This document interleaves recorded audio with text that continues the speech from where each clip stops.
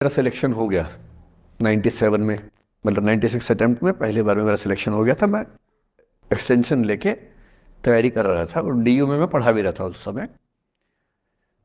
तब मैं शायद डीएवी कॉलेज में था या अग्रसेन को, मैं दो जगह पढ़ा है डीयू में, तो उनमें से किसी कॉलेज में पढ़ा रहा था उस समय में। तो उस समय एक लाइब्रेरी है कैंपस में ही, सेंट्रल रेफरेंस लाइब्रेरी, आप जानते होंगे, सीआरएल बोलते हैं, जो विवेकानंद जी की स्टैच्यू है उसके सामने ही वो लाइब्रेरी है। उस लाइब्रेरी में नीचे सब बैठ के पढ़ते हैं और टॉप फ्लोर पे रिसर्च फ्लोर है जहाँ एमफिल पीएचडी वाले बच्चे पढ़ते हैं। मैं उस समय शायद पीएचडी कर रहा था या एमफिल खत्म हुई थी, वहीं बैठता था, पढ़ता था रोज। कई दोस्त पढ़ते थे हम लोग वहाँ। हम सुबह 8 बजे लाइब्रेरी खुलते ही वहाँ घुसते थे, रात को 1 बजे निकलते थे लाइब्रेरी बंद होने के समय। तो वहाँ एक छत थी, छत पे छोटी सी कैंटीन थी जहाँ हम लोग जब जब बोर होते थे दिन में 3-4 बार जाके चाय पीते थे।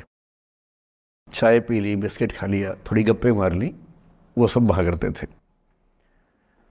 तो वहाँ मेरे बहुत सारे दोस्त थे, उनमें से कई लोग अब बहुत सीनियर सिविल सर्वेंट्स हैं, कुछ लोग प्रोफेसर्स हैं डीयू में।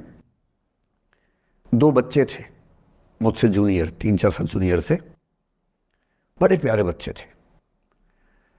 मुझे उस समय तक पढ़ाई लिखाई का शौक अच्छा खासा हो गया था, तो वो रोज मेरे साथ बैठते थे केवल बात करने के लिए, किसी मुद्दे पर बहस करनी है तो बहस होती थी, समझते थे।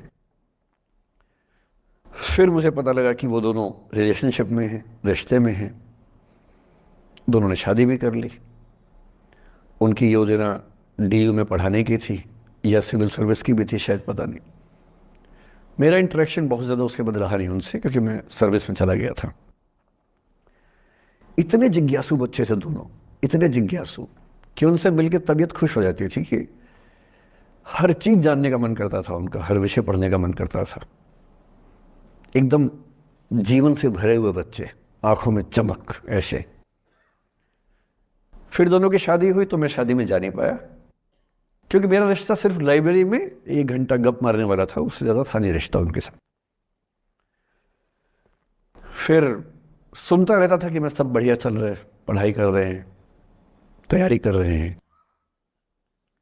इंटरकास्ट मैरिज की उन लोगों ने, खूब हंगामा हुआ, दोनों घर में तलवारें खिंच गई, किसी तरह से तलवारें संभाली गई, मैनेज हुआ, दोनों साथ रहने लगे।